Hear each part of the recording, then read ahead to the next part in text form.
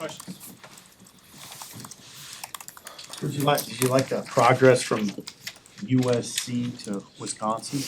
Yeah, we won.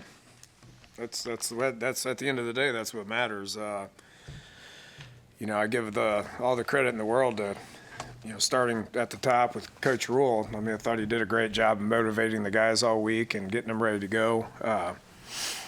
I look at it a little differently, obviously, just because I just got here, and it's been a long season for these guys, and a couple losses here and there, they start stacking up. All been through it, but I saw a very motivated team, practiced well, and was very energized as the week went on, and game day was pretty special, pretty spectacular. It's the first time I've experienced it on the home sidelines, but they were ready to play and got the win. So I know everybody's excited about that, and hopefully it motivates everybody to want to do it again here this week. Position or element of the offense did you see the most improvement in from? Everywhere. Honestly, I sat up here a week ago, and I don't remember what I said, but I felt encouraged. I know Dylan said it, felt encouraged, and it kind of is hard to justify feeling encouraged when you score 13 points and you're in a game that you can win and you don't. Okay, but it just felt good. It felt better. This is from people that said what it's been like. And so the players were excited about lining up and practicing, and had a good week of practice. Went out there and played better. I mean, it is. We ran the ball better. Second week in a row, I thought the O-line has played well. Dylan's been. He hasn't been hit a whole lot. He feels good. He's getting better. He's processing things well. We're throwing and catching it better. Our receivers are in the right spots. We improved in the red zone. We lost that game at USC because we couldn't finish drives, and then. That was a big focus last week, and we got 5 touchdowns in 7 red zone attempts. So moved the ball well. Overall was good improvement. And Wisconsin's a good football team. That's the way it's going to be every week in the Big Ten. So, we're excited about taking another step. It's going to be harder. We all know that. Iowa's a really good football team. They play great defense. They have for. What's it going on 25 years now? I remember my second year at Texas Tech, 2001, we played Iowa in the Alamo Bowl. And it's the same thing. 20-some years later, it's the same scheme, same coach, same everything. This is crazy, So it's going to take another good effort and more improvement to be able to, go to Iowa and play in that atmosphere against a good football team. What would you say the key's been for Emmett Johnson the last 2 weeks? I mean, 2 really, really strong games. I think, everything starts up front, so the O-line's doing a good job. Tight ends are doing a good job. I think we're doing a good job as a staff of scheming things. And then just, give him as much credit as the rest of them. I mean, he's gaining confidence. He's been put in that role, and he's taken advantage of his opportunity. I don't know what the touches were before I was here. I didn't go back and look at that. I watched all the video, but I didn't study touches or anything. But he's certainly taken advantage of this opportunity. He goes in there and he's a difference maker. He was the offensive player of the week last week, and played well. So. Just give him credit for the amount of work that he's putting in and the attitude that he has. He's a great young man. And, I just say this, the culture that Coach Rule has here and the players, I call it the give a crap level, but just, how much they care and how much they want to play, enjoy playing, enjoy practicing, enjoy the process allows me to coach the way I want to coach. And proud of him for how he's been playing. He's been a huge spark here the last 2 weeks. You talked about the culture. I mean, on the coaching staff front as well. I mean, coming in here, you never know how an existing group is going to react. Just how do you speak to just how they've welcomed you and made it an easy transition? It's a little bit of an understatement. It was a rough week. The first week was like, I think everybody was like, how's this going to work? I was starting with me and Coach Rule's office. How's this going to work? I mean, And we kind of worked through it over the course of 2-3 days. And, I started getting into the offensive room with those coaches, and those coaches were looking at me crazy. I'm like, what are you doing here? I mean, it's just true. Each and every one of them were like, okay, and so we had to sit down and talk and start feeling things out and start working together. And I really thought, give those assistant coaches a lot of credit, man. They didn't bat an eye. I thought we were smart with how we handled it. I could have came here and changed specific things, and that wouldn't have been the right thing to do for the coaches, for the players.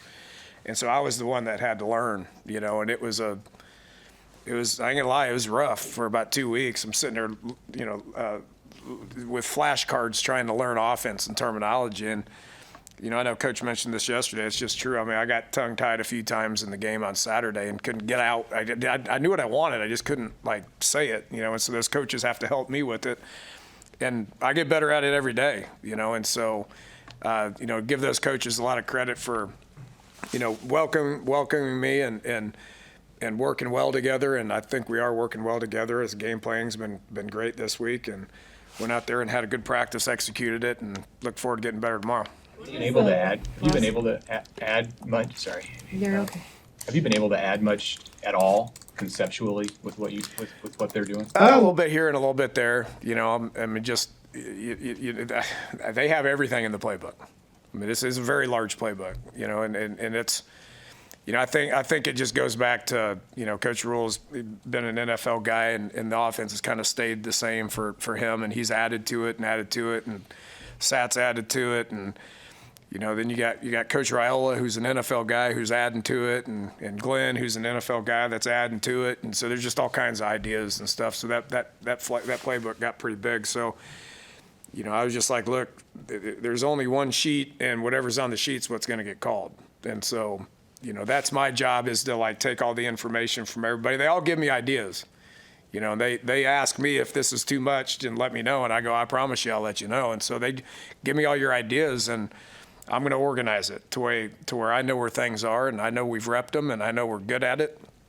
And if that's not the case, then I take them off the sheet, and they're not going to get called. So we probably shouldn't focus on those calls in practice. So we've done a good job of coming together and coming up with the plan of what makes sense to our players, and if it don't make sense to me, it ain't going to make sense to them. And so I think that part's been good. To the language acquisition, when was the last time you had to learn a brand new language that you weren't familiar with? I think when I was in college at Iowa Wesleyan, I played in the air raid, and so that's how Mike Leach, for a couple of years, at Iowa Wesleyan. Then I went to Valdosta. It was the same offense, and then I broke away, and that was my offense, and I've changed my offense over the course of years. That's 35 years ago, probably, in high school was probably a different offense. And I do think when they developed the air raid, I think they looked at a pro-style offense and said, we're going to do everything different than that. So learning the air raid, I promise you, everything's different. And so it's been good for me. It's one reason why I wanted to come, is to challenge myself to do that. It's one reason why I wanted to go to TCU at the beginning of the year, is to sit in a defensive room and challenge myself. And so it's been good. At the end of the day, there's only 11 people out there, but it's been a long time. It's a more recent rivalry, but any nostalgia or enjoyment of being an Iowa guy in the Nebraska-Iowa game? No, not really. No disrespect. I grew up a Hawkeye fan, but that was 35 years ago, and a great deal of respect for Coach Ferentz. And, I obviously followed it just growing up. I followed it when Bob Stoops was interviewing for Iowa and took Oklahoma, and then, Coach Ferentz, took the job. We played him in 2001, and so haven't competed against them or been around it for 22 years, so to speak. So, I know what they've done, what they've accomplished. I know Kinnick Stadium's a great place, and they have tremendous fan support, and they're right on top of you, and it's loud, and it's going to be wild. Besides his obvious gifts, what stands out about Ja'Cory Barney and just what has made him successful as a freshman? Well, he's a fun kid to be around. I noticed that, and so, just his personality is infectious. He's fun to be around. He works hard. He had 2 or 3 really good practices when I first got here, and then his back started tightening up, and I was like, man, I guess you're not what I thought you were. And then a week later he snapped out of it, and he's been good for 2 weeks. Works hard, practices hard, understands, football, the offense, how to line up. We were probably playing, people in too many different spots. I was like, so why is he here on this play and he's there on another play, and so they're just kind of moving people around too much, and that's one thing I've always believed in, and being a receiver coach is just settle people in at spots, and you let them get comfortable, and it reduces the thinking, and they can go out there and they can just play, and so I've noticed that with him over the course of the last couple of weeks, just being more familiar and understanding kind of where to line up and what to do. My job's to take the thinking out of it for these guys, just a freshman, man. I told him, and I hesitate to say this, but I told him, you have some Tank Dell in you, because he does. I mean, he's not very big. He's twitchy. He can run. He's got good ball skills. It took Tank probably 3-4 years to be able to be in that mindset, and now he's doing it at the NFL level. This kid's a freshman. When Tank was a freshman, he was at Alabama A&M. And then he went JUCO, and then I got him, and a couple years later he is what he was. But he's got that kind of ability, and look forward to coaching him hard here over the next couple games, see where we're at. I'm sure that it's been pretty day What's by up, day. man? Hey, how are you? Good. You doing all right? Doing well. Didn't I'm sure recognize you in here last week. I'm joking. I'm sure it's been pretty day by day for you since you got here. After this last game, you're used to doing in-homes. They don't do that now. Do you know what you're doing next week? No. You recruiting the portal, or what's ahead for you? I'm taking Saturday off.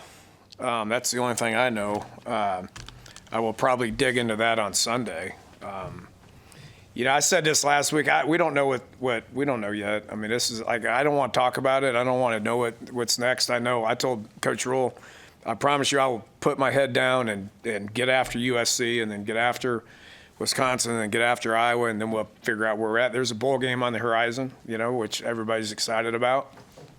I know Coach is excited about the developmental practices, and that's going to take place, and I look forward to 14, 15 practices, whatever it is now, which is new, because like bowl games, when recruiting was taking up 90% of your time, I sat in front of the media, complaining about bowl games because you really couldn't practice. I mean, you're out on the road recruiting. You got to deal with finals.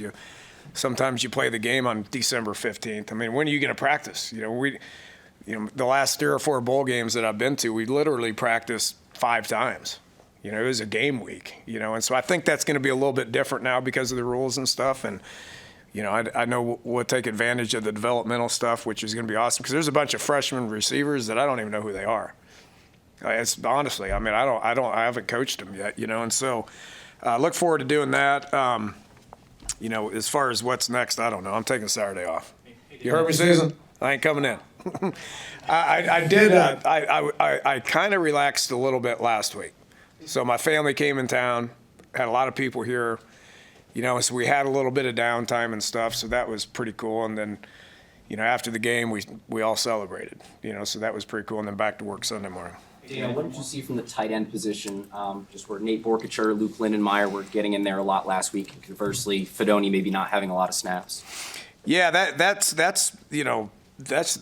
took that approach at every position.